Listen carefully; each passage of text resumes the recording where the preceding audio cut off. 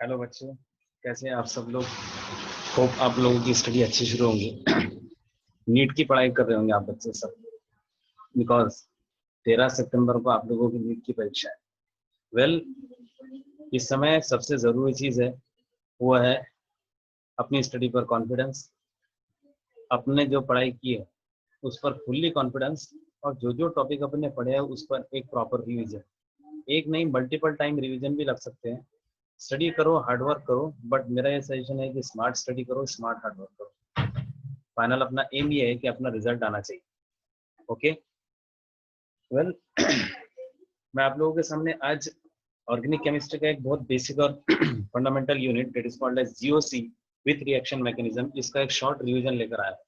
मैं जानता हूँ कि इतने कम समय में इसका रिवीजन करना मुश्किल है, बट मैं आप लोगों के सामने इस चैप्टर के कुछ रेगुलर बेस क्वेश्चंस और कुछ important topics and if needed some tricks मैं आप लोगों से आज की वीडियो में शेयर करूंगा। सो होप आप लोग इस वीडियो को देखेंगे। बेसिकली जनरल ऑर्गेनिक केमिस्ट्री का ऐसा यूनिट है कि अगर जो बच्चे प्रॉपरली यूनिट को पढ़ते हैं, जीओसी विद रिएक्शन मैकेनिज्म, तो उनको ऑर्गेनिक केमिस्ट्री के फर्दर चैप्टर पढ़ने में बहुत इजी जाता है। ये यूनिट की खास बात है general organic chemistry which including all further units of organic chemistry including various aromatic reactions of various aromatic compounds as well as various effects and so on। बहुत सारी चीजें चैप्टर के अंदर कवर होती है। ऑर्गेनिक केमिस्ट्री का in short ही पूरा का पूरा बेस बनाता है, फंडामेंटल बेस बनाता है, it is called as GOC. So start करते हैं अपना लेक्चर को। ये चैप्टर के अंदर कुछ इफेक्ट बताए हुए हैं, मेनली 4 टाइप की इफेक्ट पर इस चैप्टर में फोकस किया हुआ है। नंबर 1 है इंडक्टिव इफेक्ट, नंबर 2 है इलेक्ट्रोमेरिक इफेक्ट। इलेक्ट्रोमेरिक इफेक्ट को इतना फिलहाल में नहीं भी अगर वो किए तो चलता है, फोकस नहीं भी किए तो। मेनली इंडक्टिव इफेक्ट है। रेजोनेंस इफेक्ट बहुत बहुत इंपॉर्टेंट है। Resonance effect also called as mesomeric effect, exam में फ्रीक्वेंटली रिपीटेड होता है। Also hyperconjugation is very important. No doubt कोई भी टॉपिक को स्किप करना फिलहाल स्कोर करने वाले बच्चों के लिए हानिकारक है, बट फिर भी मैं ये कहूंगा कि इसमें से इंडक्टिव इफेक्ट, रेजोनेंस इफेक्ट बहुत ज्यादा इंपॉर्टेंट है। रेजोनेंस इफेक्ट पर अल्टरनेटिवली कहीं ना कोई एग्जाम में इंपॉर्टेंट क्वेश्चंस आप लोगों को मिलते ही रहते हैं। ओके, ठीक है। शॉर्ट में मैं बताता हूँ आपको। First effect is inductive effect. तो इंडक्टिव इफेक्ट के अंदर बेसिकली क्या बताया हुआ है, this one is called as inductive effect. First effect is inductive effect. Short में बता देता हूँ मैं आप लोगों को, what do mean by inductive effect.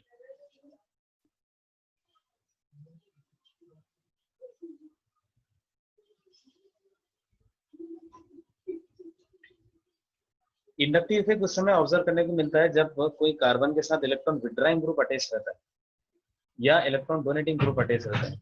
अगर कार्बन के साथ इलेक्ट्रॉन विड्रॉइंग ग्रुप अटैच रहा that is called as minus I effect, और अगर उसके साथ इलेक्ट्रॉन डोनेटिंग ग्रुप रहा that is called as plus I effect. So basically inductive effect दो टाइप का, that is called as minus I as well as plus I. ठीक है। अब तुम कहेंगे कि सर इसकी बेस पर अपन कौन कौन से क्वेश्चन सॉल्व कर सकते हैं, तो इसकी बेस पर तुम एसिडिटी के, बेसिसिटी के इंपॉर्टेंट क्वेश्चन सॉल्व कर सकते हैं। ठीक है। अगर इलेक्ट्रॉन विड्रॉइंग ग्रुप अटैच रहता है कार्बन के साथ तो वो कंपाउंड की एसिडिटी इंक्रीज करता है, और अगर इलेक्ट्रॉन डोनेटिंग ग्रुप रहता है अटैच तो विच इंक्रीजेस द बेसिसिटी और विच डिक्रीजेस द एसिडिटी। ठीक है। बाकी तो आप लोगों ने बहुत सारा पढ़ा है, मैं एक जस्ट क्विक रिवीजन आपको करवा रहा हूँ, that is called as what do we mean by inductive effect. Another effect is called as resonance effect और मेसोमेरिक इफेक्ट।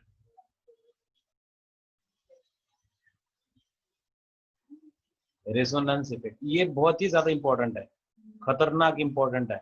रेजोनेंस इफेक्ट, इसको मेसोमेरिक इफेक्ट के नाम से भी जानते हैं।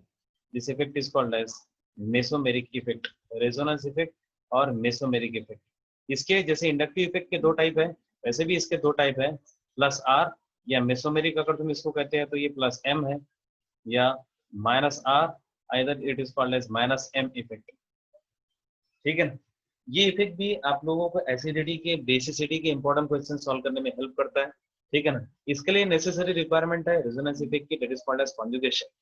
कॉन्जुगेशन के अलग अलग टाइप इसको कहते हैं। कॉन्जुगेशन किसको कहते हैं, सबसे पहली बात तो अलग अलग केसेस के कॉन्जुगेशन आते हैं, just like double single, double single, double single, इस टाइप का कॉम्बिनेशन हो सकता है। और दूसरा कॉम्बिनेशन हो सकता है double bond with lone pair bearing atom, ये भी कॉन्जुगेशन की एक टाइप है। और कुछ कॉन्जुगेशन टाइप अपन कंसिडर कर सकते हैं, just like double bond with positive charge, ये कार्बोकेटाइन के साथ, double bond with negative charge, ठीक है ना। तो these are the special cases of conjugation, double bond, single bond, ये तो एक बहुत कॉमन टाइप का कॉन्जुगेटेड सिस्टम है। ये एरोमेटिक कंपाउंड के अंदर बहुत ज्यादा रिपीटेडली देखने को मिलता है, एलिफेटिक में भी देखने को मिलता है, ठीक है ना। बट एरोमेटिक कंपाउंड की एक इंपॉर्टेंट कंडीशन है, इट इज कॉल्ड एज, उसके अंदर कॉन्जुगेशन होना ही चाहिए, अदरवाइज वो कंपाउंड एरोमेटिक बनता ही नहीं है। Well, these are the special cases of conjugation. और एक बहुत खास बात बताता हूँ मैं इसको, रेजोनेंस इफेक्ट की एक एप्लीकेशन भी बताता हूँ आप लोगों को, कि ये जो रेजोनेंस इफेक्ट है, ये रेजोनेंस इफेक्ट का यूज करके कंपाउंड की स्टेबिलिटी डिसाइड कर सकते हैं। इसकी एक बहुत स्पेशल केस बताता हूँ मैं आपको, रेजोनेंस इफेक्ट की स्पेशल केस बहुत ही ज्यादा इंपॉर्टेंट है, ठीक है ना। इसके अंदर एक कंसेप्ट छुपा है, that concept is called as back bonding. क्या कहते हैं इसको, कंसेप्ट को बैक बॉन्डिंग। बहुत सारे बच्चों को बैक बॉन्डिंग का आइडिया नहीं होता है कि what do mean buy back bonding. Sir समझ में नहीं आता कब बैक बॉन्डिंग लगाना, कब नहीं लगाना, और इसकी रेजोनेंस में इंपॉर्टेंस क्या है। देखो सबसे पहले तो मैं एक बात क्लियर कर दूं कि बैक बॉन्डिंग रेजोनेंस का एक स्पेशल केस है। ये कंपाउंड की बेस्ट स्टेबिलिटी डिसाइड कर सकता है। बैक बॉन्डिंग कब देखने को मिलता है, इन शॉर्ट में सर एक मिनट में कैसे याद रखना है इसको बैक बॉन्डिंग। तो एक मिनट में मैं तुम लोगों को समझाता हूँ कि बैक बॉन्डिंग में एक्चुअली होता क्या है। जब कोई electron deficient carbon atom, electron deficient carbon atom lone pair bearing atom के साथ अटैच रहता है, specially electron deficient carbon lone pairing bearing atom के साथ अटैच रहता है, तो ये सिचुएशन में ये तो वैकेंट हो गया कार्बन वाला, और यहाँ पर क्या है, इसके लोन पेयर ऑफ इलेक्ट्रॉन है। तो ये लोन पेयर ऑफ इलेक्ट्रॉन क्या करते हैं, इसके वैकेंट ऑर्बिटल के अंदर शिफ्ट हो जाते हैं। This particular effect is called as back bonding, बराबर। और पर्टिकुलर एग्जांपल करके बताता हूँ आप लोगों को। Suppose I consider the particular carbocation just like this, और यहाँ पर कोई ऐसा एटम मैं लगा के देता हूँ आप लोगों को जिस पर लोन पेयर ऑफ इलेक्ट्रॉन है। Suppose I am considering the oxygen, ठीक है। अब ये ऑक्सीजन और यहाँ पर ये वैकेंट ऑर्बिटल है, यहाँ पर ऑक्सीजन के पास तो इसकी कमी है नहीं, तो ये क्या करते हैं, ऑक्सीजन अपने इलेक्ट्रॉन्स को, दो के दो इलेक्ट्रॉन्स की इधर डोनेट करते हैं, ठीक है। डोनेट करने से क्या होता है, डोनेट करने से ये होता है कि कार्बोकेटाइन का प्रॉब्लम सॉल्व हो जाती है, ठीक है। इससे अच्छा रेजोनेंस की कंडीशन कब देखने को मिल सकती है, this is the best condition of resonance. समझ में आ रही है कि बात सबके, यहाँ पर वैलेंसी वगैरह सेटिस्फाई हो जाती है, उसका प्रॉब्लम नहीं है।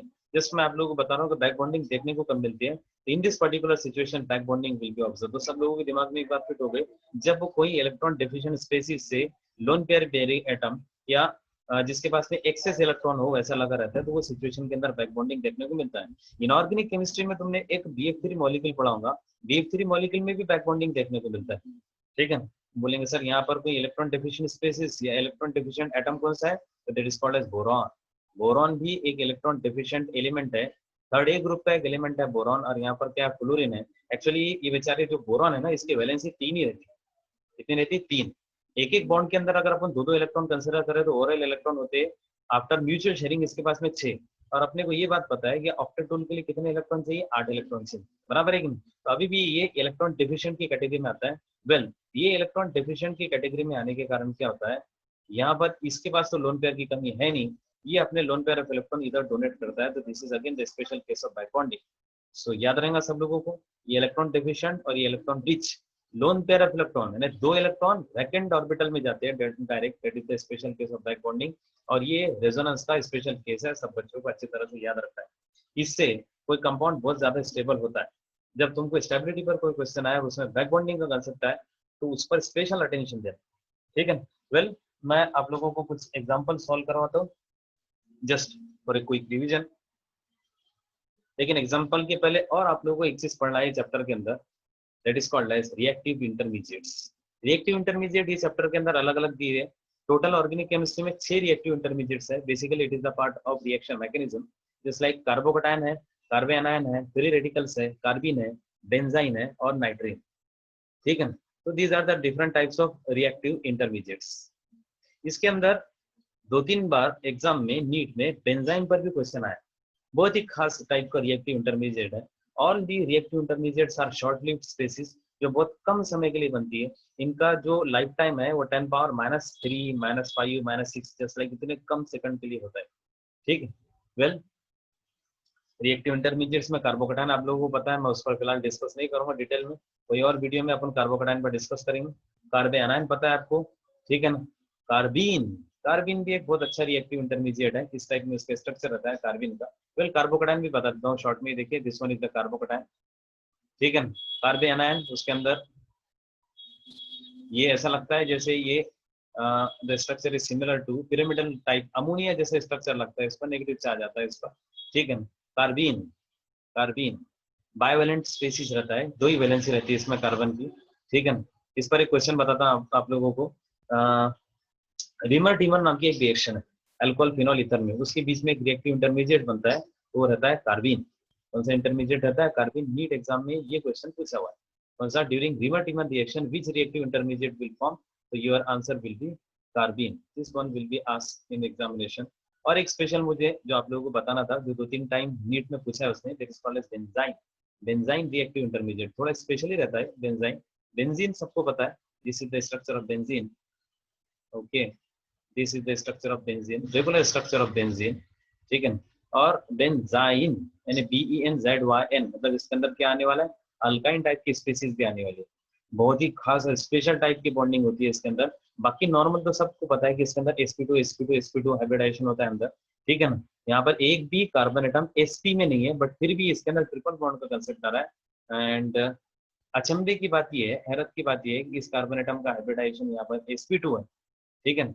All the carbon atoms are present in sp2 state of hybridization, sp2 state of hybridization, but यहाँ पर sp2 होने के बाद भी इसमें ट्रिपल बॉन्ड का कंसेप्ट देखने को मिलता है।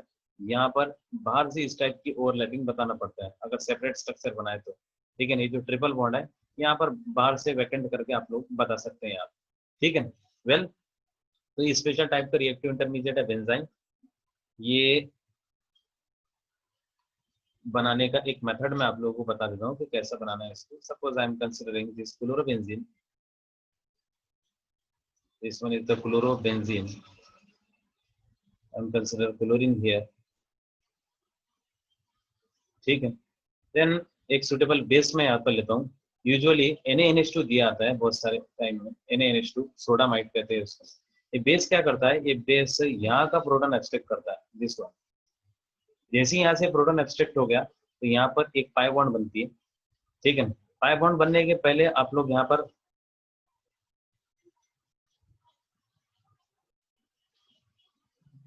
इस टाइप में बनता है, और पाई बॉन्ड यहाँ पर बनती है, साइमल्टेनियसली क्या हो जाता है, यहाँ से क्लोरीन निकल जाता है। हाँ, मैं बता रहा था आपको, पाई बॉन्ड बनने के पहले यहाँ पर कार्बिन भी बनता है, सॉरी ये बनता है कार्बन आयन बनता है।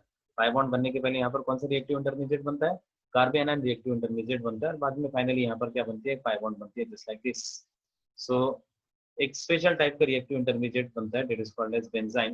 फिलहाल जस्ट मैं इसको टच करके आगे निकल जा रहा हूँ। ये क्लोरोबेंजीन से बेंजाइन इंटरमीडिएट बनता है। ठीक है। बाकी इसके बारे में और भी है, इस पर NaNH2 का फर्दर तुम अटैक भी करवा सकते हैं, इसका कन्वर्शन तुम एनिलीन में भी कर सकते हैं। वेल, कुछ क्वेश्चंस अपने को सॉल्व करना है, जस्ट मैंने क्विक रिवीजन करवा दिया तुमको। 4 टाइप के इफेक्ट का, जस्ट लाइक अपने अलग अलग टाइप के इफेक्ट डिस्कस किए। इंडक्टिव इफेक्ट, रेजोनेंस इफेक्ट, जिसको हाइपर ये भी कहते हैं, मेसोमेरिक भी कहते हैं, एक है हाइपर कॉन्जुगेशन। ठीक है ना। और इलेक्ट्रोमेरिक इफेक्ट, इलेक्ट्रोमेरिक इफेक्ट भी एक स्पेशल लेक्चर के अंदर अपन डिस्कस करते हैं। फिलहाल आज अपने लेक्चर का मेन टारगेट है कि anyhow just short quick revision for NEET purpose. Well, so we'll try to solve some important questions related to NEET. So the first question is, arrange the following carbocation in decreasing order of the stability. ठीक है। These are not carbocation actually, these are the carbanions. So I'm correcting this. These are carbanion. ठीक है। So we have to arrange these carbanion according to their stability. एक simple सा concept ऐसा आता है, बात बता रहा हूँ आप लोगों को, ध्यान से सुनना, कि अगर इलेक्ट्रोनेगेटिविटी वाला इफेक्ट बढ़ता है, अब आप बोलेंगे इलेक्ट्रोनेगेटिव वाला इफेक्ट कैसे पड़ता है? यहाँ पर कोई स्पेशल इलेक्ट्रोनेगेटिव एलिमेंट तो लगाया हुआ है नहीं। अगर इलेक्ट्रोनेगेटिविटी वाला इफेक्ट बढ़ता है तो उससे कार्बन आयन की स्टेबिलिटी बढ़ती है। कैसे? तो इलेक्ट्रोनेगेटिविटी वाला जो इफेक्ट है वो यहाँ पर ट्रिपल बॉन्ड से बढ़ाते हैं अपन। ठीक है ना। यानी ट्रिपल बॉन्ड के अंदर ऐसा लगता है ट्रिपल बॉन्ड के अंदर कि जस्ट लाइक कोई इलेक्ट्रॉन नेगेटिव एलिमेंट यहाँ पर इससे अटैच, बराबर है कि नहीं? क्योंकि ये जो हाइड्रोजन है, ये वाला हाइड्रोजन, जैसे एसिटिलीन के अंदर ये जो हाइड्रोजन है, इसका एसिडिक नेचर आता है। कैसा नेचर आता है इसका? एसिटिक नेचर आना चालू हो जाता है, इसका एसिडिक नेचर शो करता है। ये सब का सब इफेक्ट जो आता है वो आता है परसेंटेज एस कैरेक्टर बढ़ने के कारण। ऐसा आता है, परसेंटेज एस कैरेक्टर बढ़ता है, एसिडिक कैरेक्टर आता है इसके अंदर, तो इससे इसकी स्टेबिलिटी बढ़ती है कार्बन आयन की। और परसेंटेज एस कैरेक्टर घटता है तो एसिडिटी कम होती है, ठीक है ना। अब यहाँ पर इसके अंदर परसेंटेज एस कैरेक्टर ज्यादा है, इसमें क्या हो जाता है, यहाँ पर एक CH3 ग्रुप लगा है, तो CH3 ग्रुप क्या करता है, परसेंटेज एस कैरेक्टर को थोड़ा सा कम करता है। यहाँ पर ये क्या करता है, प्लस इफेक्ट दिखाता है ना CH3 ग्रुप, तो इससे थोड़ी सी कार्बन आयन इनडायरेक्टली ये कार्बन आयन तक तो पहुंचने वाला है ही, ठीक है ना, होने ही वाला है, तो इसकी थोड़ी सी स्टेबिलिटी कम होती है। यहाँ पर ये आ जाता है sp2 वाला, थर्ड थर्ड केस में देखो CH2 double bond CH minus, again this carbon atom is present in sp2, और फोर्थ वाला तो पूछो ही मत, दिस वन इज sp3, ठीक है ना। ये अच्छा न्यूक्लियोफाइल है, this act is very good nucleophile, ऐसे इंडिकेट कर रहा हूँ मैं इसको। वेल तो इसमें सबसे ज्यादा स्टेबिलिटी कौन से कार्बन आयन की रहेंगी, क्या बताया मैंने, जिसके अंदर परसेंटेज एस कैरेक्टर ज्यादा, मतलब जिसका हाइब्रिडाइजेशन sp, उसके बाद में sp2, उसके बाद में sp3, इस टाइप में अरेंज कर देना इसका आंसर। सो और आंसर इस सबसे पहले फर्स्ट, उसके बाद में सेकंड, उसके बाद में थर्ड, क्योंकि थर्ड के अंदर हर एक कार्बन एटम का हाइब्रिडाइजेशन sp2 है, और सबसे लास्ट में fourth. In this type you can arrange the stability of carbon ion। थोड़ा फास्ट ट्रैक में मैं ले रहा हूँ, hope you are getting this। next, compare the bond length, ये भी बहुत अच्छा क्वेश्चन है। this is based on resonance effect। ये जो क्वेश्चन है वो कौन सी इफेक्ट पर बेस करता है, रेजोनेंस पर। कैसा पहचाने, कैसा पहचाने, ये रेजोनेंस इफेक्ट पर है, तो इसको ऐसा पहचानना पड़ता है। यहाँ पर ये एग्जांपल देखो तुम सेकंड वाली, कि इसमें लोन पेयर बेयरिंग एटम और ये double bond single bond lone pair, this is the again the case of resonance. ये काय का केस दिखाई देता है, ये रेजोनेंस का ही स्पेशल केस दिखाई देता है, ठीक है। यहाँ पर ये लोन पेयर ऑफ इलेक्ट्रॉन क्या कर सकते हैं, पाई बॉन्ड फॉर्मेशन कर सकते हैं। यहाँ पर this loan pair of electron can make the pi bond, और ये पाई बॉन्ड ऐसी यहाँ पर शिफ्ट हो सकती है।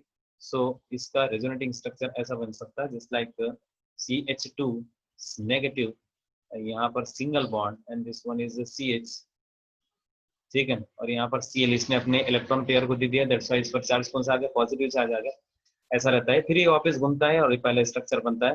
So these two are the resonating structure of each other. एक बात हमेशा याद रखना कि resonance makes the molecule stable, जितना ज्यादा रेजोनेंस बढ़ेगा उतना ज्यादा मॉलिक्यूल की स्टेबिलिटी बढ़ेगी।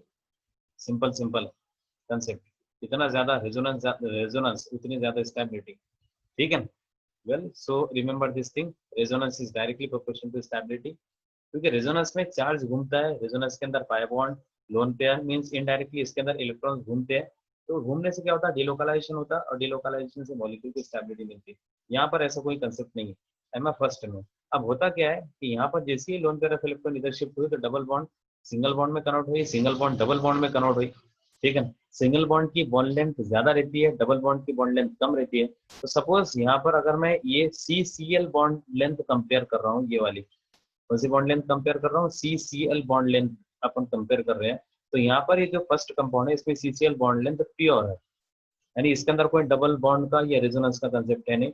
ये बॉन्ड लेंथ ज्यादा रहेंगी फर्स्ट कंपाउंड की as compared to second compound के अंदर, रेजोनेंस के कारण वहां पर सिंगल बॉन्ड थोड़े समय के लिए डबल बॉन्ड में कन्वर्ट हो रही है और वापस डबल सिंगल में कन्वर्ट होती है, लेकिन फिर भी 50% पॉसिबिलिटी तो है double get converted single get converted to double.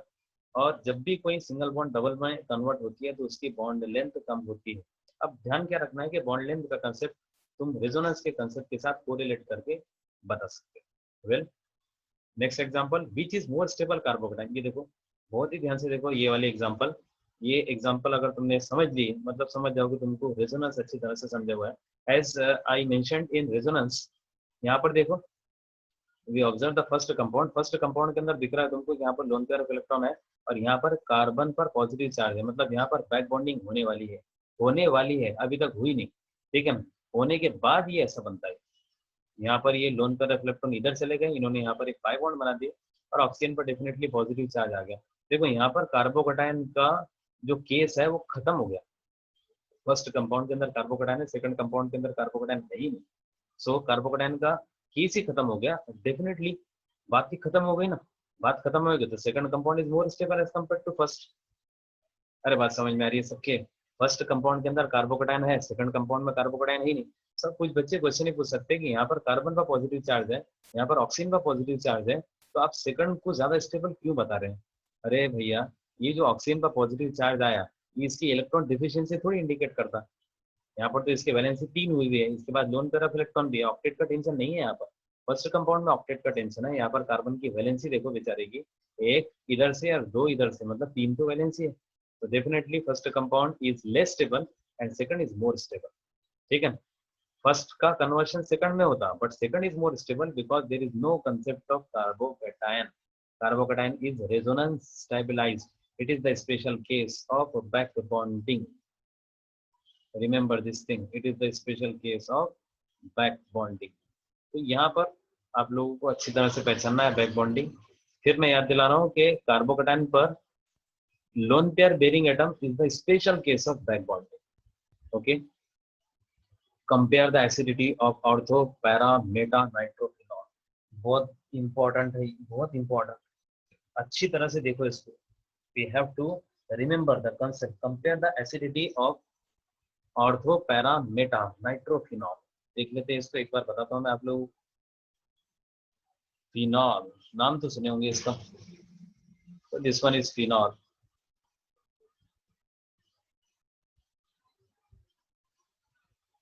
Okay, एक बनाता हूं मैं ऑर्थो।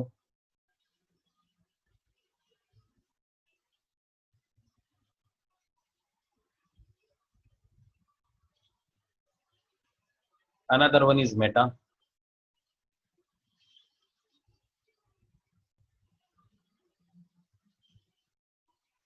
अप्रोक्सीमेटली 35 से 40% क्वेश्चन आप लोगों को ऑर्गेनिक केमिस्ट्री में मिलते हैं अगर ध्यान से किए तो। So be sharp, be active और जमते हो क्वेश्चंस।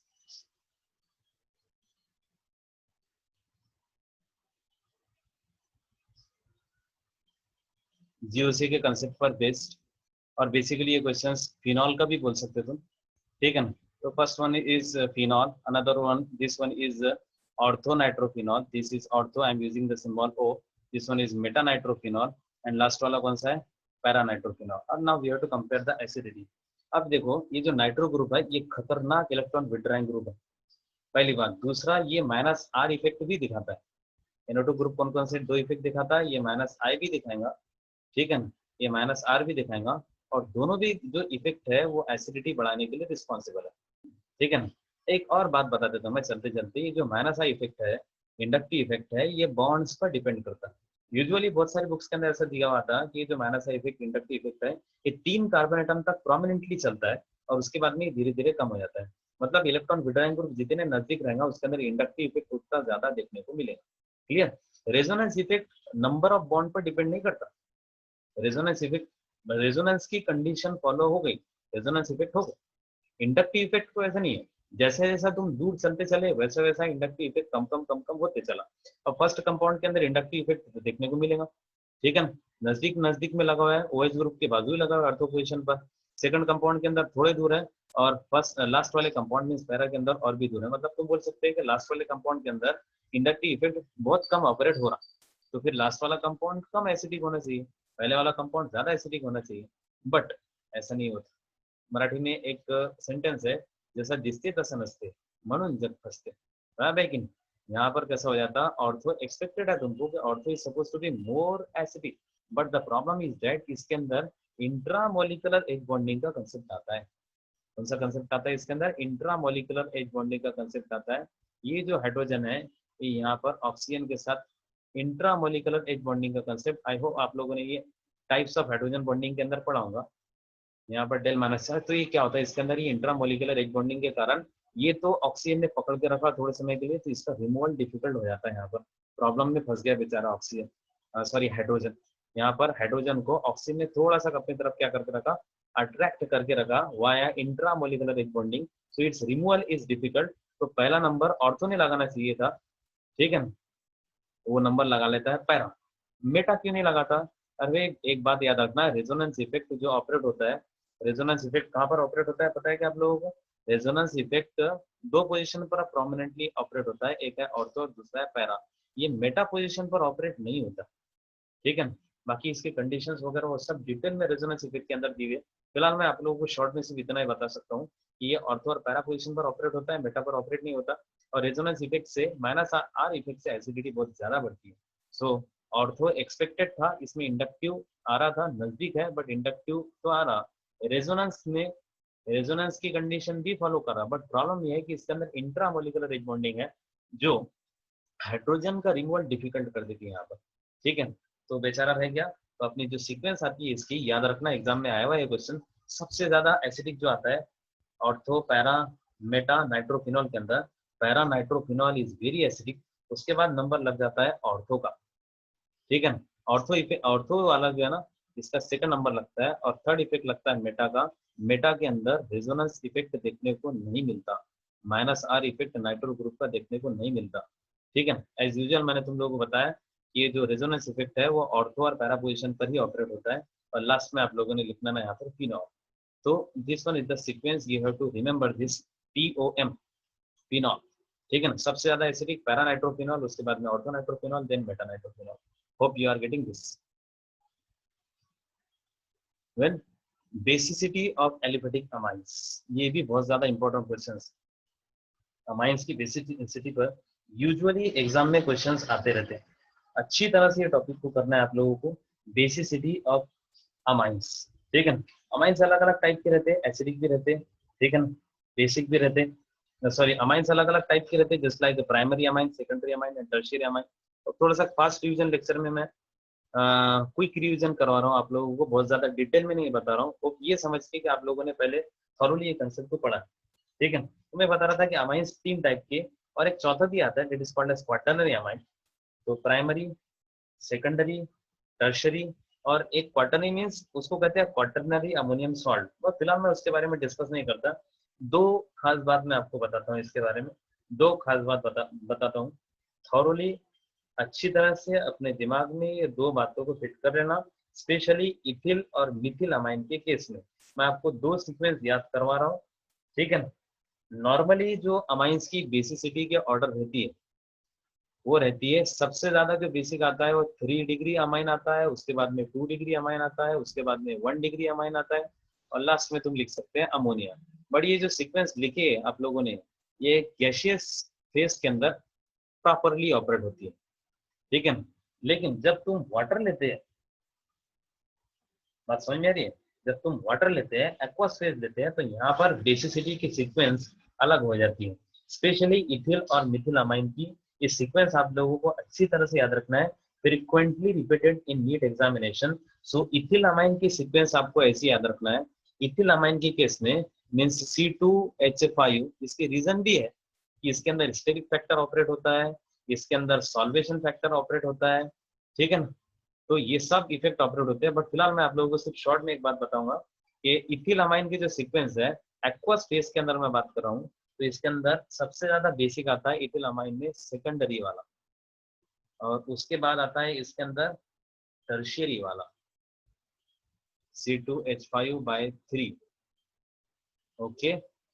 और उसके बाद आता है इसमें प्राइमरी मीन्स C2H5NH2, और लास्ट में आता है इसके अंदर NH3।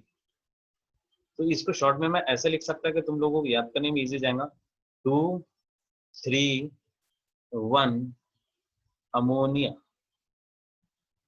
ये सीक्वेंस आप लोगों को याद रखना है, 2 3 1 अमोनिया। बट एक बात ये भी याद रखो कि ये एक्वस फेज के अंदर इथिल अमाइन की सीक्वेंस है। I am discussing about ethyl amine, not Mithil amine. याद रहेंगे सीक्वेंस सबको, 2 3 1 अमोनिया। और सेकंड जो मिथिल अमाइन की सीक्वेंस है वो भी आपको अच्छी तरह से याद रखना है। वो है जैसा पहले डाइमिथिल, और उसके बाद में 1 मिथिल वाला मीन्स CH3NH2, उसके बाद में 3 मिथिल वाला मीन्स CH3/3N, और लास्ट में अमोनिया। मीन्स आपको सीक्वेंस जो याद रखना है मिथिल अमाइन के केस में, and the sequence is 2 1 3 ammonia, 2 1 3, और लास्ट में अमोनिया। ये दो क्वेश्चंस अमाइन की बेसिसिटी में, वैसे तो बहुत सारी बातें हैं इसमें डिस्कस करने की, बट फिलहाल मैं शॉर्ट में आप लोगों को ये बता रहा हूँ। ये सीक्वेंस अगेन ये एक्वस फेज के अंदर है, और ये सीक्वेंस मिथिल से related amine means like this CH3NH2, CH3/2NH, CH3/3NH, ये वाली सीक्वेंस है। तो दो सीक्वेंस आप लोगों को याद हो गई। इथिल की सीक्वेंस क्या है, 2 3 1 अमोनिया, और मिथिल की सीक्वेंस है 2 1 3 अमोनिया, ठीक है। ऐसी इसकी बेसिसिटी के ऑर्डर एक्वस फेज के अंदर। वेल, नेक्स्ट है अरेंज अकॉर्डिंग टू स्टेबिलिटी। ये यहाँ पर सब मुझे अल्किन दिख रहे हैं, ठीक है ना। अल्किन किसी पर सब्स्टिट्यूशन ज्यादा, किसी पर substitution come. So I hope आप लोगों को एक कंसेप्ट याद आ रहा होगा, that is called as hyperconjugation. Hyperconjugation का सिंपल कंसेप्ट ये है कि डबल बॉन्ड को जो कार्बन एटम अटैच रहता है that is called as alpha carbon atom. Alpha carbon atom पर जो हाइड्रोजन रहते हैं they are called as alpha hydrogen atom. तो जितने ज्यादा अल्फा हाइड्रोजन उतना ज्यादा हाइपर कॉन्जुगेशन, और जितना ज्यादा हाइपर कॉन्जुगेशन उतनी ज्यादा स्टेबिलिटी। बात खत्म। तो कंफ्यूजन भी नहीं होना चाहिए और गलत भी नहीं करना चाहिए। और अल्कीन की स्टेबिलिटी ऑटोमेटिकली बढ़ते जाएंगे। पहले कंपाउंड में अल्फा हाइड्रोजन कितने हैं? 3। दूसरे कंपाउंड के अंदर अल्फा हाइड्रोजन कितने हैं? 5 मत बोलना आंसर इसका। ये अल्कीन है, उसको जो अटैच कार्बन है वो अल्फा है, दैट इज इस पर कितने हैं? 2 अल्फा हाइड्रोजन है। लास्ट वाले में कितने हैं? 3 और 3 शेयर एक साथ है क्या? नहीं, गलत है। लास्ट कंपाउंड के अंदर alpha hydrogen, this one is alpha carbon atom, only 1 alpha hydrogen is present. So मैं आप लोगों को डायरेक्ट डायरेक्ट एक सिंपल सा कंसेप्ट बता रहा हूँ। जितने ज्यादा अल्फा हाइड्रोजन उतना ज्यादा उसके अंदर हाइपर कॉन्जुगेशन, और जितना ज्यादा हाइपर कॉन्जुगेशन अल्कीन की स्टेबिलिटी बढ़ती जाती है। सो और sequence will be first will be more stable than second and last वाला third. So this is the sequence. Hyper conjugation concept को रिकॉल करवाता है सीक्वेंस। अल्कीन की स्टेबिलिटी पर भी ये बात डिस्कस हो जाती है यहाँ पर, ठीक है। और एक बात, न्यूक्लियोफिलिसिटी एंड बेसिसिटी, ठीक है। Nucleophilicity and basicity. Well, so nucleophile मतलब जो कोई इलेक्ट्रोफिलिक सेंटर पर अटैक करता है वो वाला कंसेप्ट, और बेसिसिटी मतलब ये भी इसी से रिलेटेड है। लोन पेयर देने वाली स्पीसीज को क्या कहते हैं? बेस कहते हैं। तो देखा जाए तो न्यूक्लियोफाइल बेस भी बनते हैं, बेस न्यूक्लियोफाइल भी बनते हैं।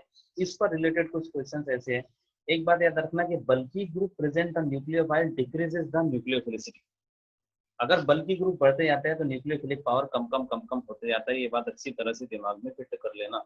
जैसा OH minus and CH3 O minus, इसमें थोड़ा सा बल्कीनेस बढ़ी, देयरफॉर ऑटोमेटिकली इसका न्यूक्लियोफिलिक पावर कम हो जाता है। सेकंड वाले का न्यूक्लियोफिलिक पावर कम हो जाता एज कंपेयर टू फर्स्ट के, ठीक है। So bulky group present on nucleophile center decreases the nucleophilicity. Well, you have to remember this thing. और एक बात याद रखना है अपने को कि लिविंग ग्रुप एबिलिटी जो रहती है ना, leaving group ability just like fluorine, chlorine, bromine and iodine, you know that these are the leaving groups. और जब ये निकलते हैं तो F minus, Cl minus, Br minus, तो this one is the leaving group ability. अगर मैं living group ability के हिसाब से अरेंज करूँ, जैसे SN1 SN2 रिएक्शन के अंदर आप लोगों ने पढ़ा होगा, तो this is the sequence of leaving group ability. बराबर है कि नहीं? अभी लिविंग ग्रुप एबिलिटी को न्यूक्लियोफिलिक पावर के साथ भी तुम कोरिलेट कर सकते हैं। Fluorine is suppose to be the bad leaving group. Fluorine क्या है? एक बैड लिविंग ग्रुप है। Okay, 1 minute. हाँ, तो ये जो न्यूक्लियोफिलिसिटी है, nucleophilicity increases on going down the group. ये आप लोगों को अच्छी तरह से दिमाग में फिट कर लो। मीन्स तुम एक बात ये बोल सकते हैं कि leaving group ability is inversely proportional to nucleophilicity. लेकिन उसके अंदर कुछ अलग अलग बातें बहुत सारे डिस्कस करने वाले। फिलहाल तुम इतनी बातें याद रखो कि न्यूक्लियोफिलिसिटी डाउन द ग्रुप क्या होती जाती है? न्यूक्लियोफिलिसिटी इंक्रीज होते जाती है down the group. Means I minus is supposed to be the good nucleophile. I minus is supposed to be the good nucleophile. अब फ्लोरीन की इलेक्ट्रोनेगेटिविटी ज्यादा है, फ्लोरीन का एक इलेक्ट्रोनेगेटिविटी ज्यादा है। देयरफॉर इलेक्ट्रोनेगेटिविटी ज्यादा होने के कारण ये अपनी इलेक्ट्रॉन पेयर को होल्ड करके रखता है। अब होल्ड करके रखता है तो जल्दी डोनेट नहीं करेंगे, that's why it is supposed to be the bad nucleophile. I minus is a good nucleophile, और उसके बाद में Br माइनस, Cl माइनस और F माइनस। मीन जैसी सीक्वेंस यहाँ पर आप लोगों को लिविंग ग्रुप एबिलिटी की दिख रही है। सॉरी, मैं अपना पहले वाला सेंटेंस को थोड़ा सा ऐसा करेक्ट कर रहा हूँ कि ये जो सीक्वेंस है ये लिविंग ग्रुप एबिलिटी की सीक्वेंस है। सेम सीक्वेंस ऐसी न्यूक्लियोफिलिसिटी की है, ठीक है। हाँ, एक बात अपन डिस्कस कर सकते हैं कि SH माइनस में और OH माइनस में, this one is SH minus and OH minus, इसके अंदर अगर कोई बोले कि इसके अंदर न्यूक्लियोफिलिसिटी को कंपेयर करो, सो इसका न्यूक्लियोफिलिक पावर ज्यादा रहेगा क्योंकि इसकी इलेक्ट्रोनेगेटिविटी कम रहती है, ऑक्सीजन की इलेक्ट्रोनेगेटिविटी ज्यादा रहती है। जिसकी इलेक्ट्रोनेगेटिविटी ज्यादा रहती है उसका अटैकिंग करने का जो पावर रहता है वो कैसा हो जाता है? ऑटोमेटिकली कम हो जाता है। मतलब वो जैसा अपन बोलते हैं ना, तो कोई बहुत ज्यादा कंजूस है, तो उसके पास पैसे बहुत है, लेकिन फिर भी अगर वो कंजूस है तो उसको पैसे खर्च करने की, एक्सपेंस करने की उसकी एबिलिटी कैसी रहती है? कम रहती है, ठीक है। I hope you are getting leaving group ability और न्यूक्लियोफिलिक पावर, फिलहाल ये जो सीक्वेंस है फ्लोरीन, क्लोरीन, ब्रोमीन, आयोडीन, इसके लिए तो सेम टू सेम वैल्यू हो। I- is supposed to be the good nucleophile as well as it is a good living group. One example है प्रीवियस ईयर के अंदर पूछे गए, among pyrrole and pyridine which is more basic. ये basicity पर depend करता है question. तुम इसके अंदर एरोमेटिसिटी के और रेजोनेंस के कंसेप्ट भी अप्लाई कर सकते हैं। पायरोल के स्ट्रक्चर पता है सबको, so this is the structure of pyrrole. ये भी बहुत बार एग्जाम में आया हुआ है। This is the structure of pyrrole. यहाँ पर लोन पेयर ऑफ इलेक्ट्रॉन रहते हैं and this is the structure of pyridine. Base है, खतरनाक है लेकिन ना, हजार्डस टॉक्सिक कंपाउंड है पेरिडीन। नाइट्रोजन में दोनों भी सिचुएशन में lone pair of electron as it is मिलते हैं आपको।